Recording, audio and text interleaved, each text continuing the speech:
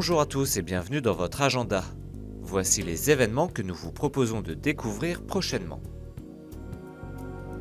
La 6e édition des 24 heures pour le Seigneur aura lieu fin mars dans le monde entier pour permettre au plus grand nombre d'accéder au sacrement de la réconciliation.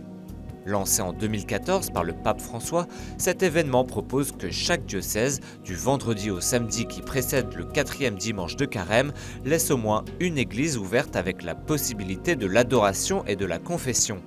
C'est par exemple ce qu'il sera possible de vivre à Salzin, près de Namur en Belgique, du vendredi 29 au samedi 30 mars. Le rendez-vous est fixé à la chapelle du Cœur de Jésus à partir de 18h pour des temps de prière, de confession et d'adoration. Pour plus d'informations, rendez-vous sur le site www.diocèsedenamur.be.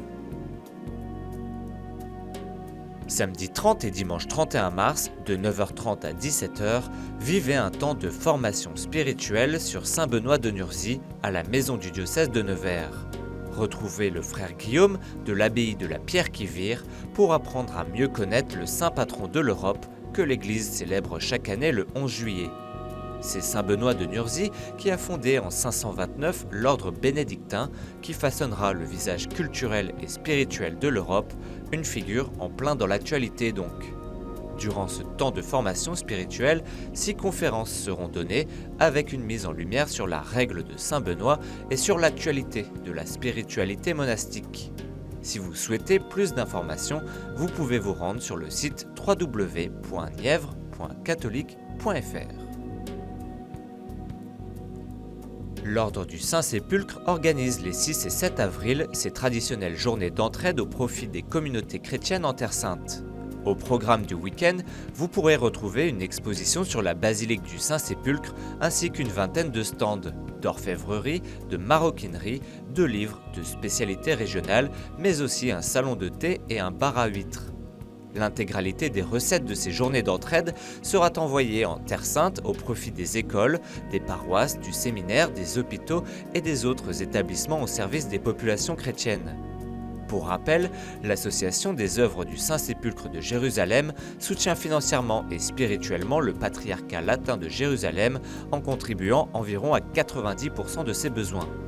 Si vous souhaitez en savoir davantage, retrouvez plus d'informations sur le site www.saintsépulcre-france.org. Et nous terminons cet agenda avec un hommage en musique. Le diocèse de Cambrai et l'Orchestre Philharmonique des Hauts-de-France organisent un concert en l'honneur de Monseigneur François Garnier, archevêque de Cambrai décédé le 15 août 2018. L'événement aura lieu le dimanche 7 avril à 15h30 en la cathédrale de Cambrai. Une date qui avait été voulue par Monseigneur Garnier pour remercier le diocèse après ses 18 années d'épiscopat et donc une date conservée pour lui dire merci. Pierre Garnier, son frère, sera présent pour lire des textes issus de l'ouvrage « Il est venu le temps du réveil » qui compile les écrits marquants de Monseigneur Garnier. Les textes seront entrecoupés de morceaux de musique joués par l'Orchestre Philharmonique des Hauts-de-France sous la direction de M. Jean-Pierre Viard. Pour plus de renseignements, rendez-vous sur le site www.cathocambrai.com. Et si vous avez des informations à nous transmettre, vous pouvez nous écrire à l'adresse agenda@ktotv.com ou à l'adresse qui s'affiche sur votre écran. On se quitte en musique avec Désir d'infini du collectif Believe, extrait de l'album Sa paix. Toute l'équipe de KTO se joint à moi pour vous souhaiter une excellente journée. J'éprouve ce sentiment étrange d'être à ce jour inachevé. Même si je ne suis pas un ange, je rêve d'éternité. Je songe parfois à l'infini.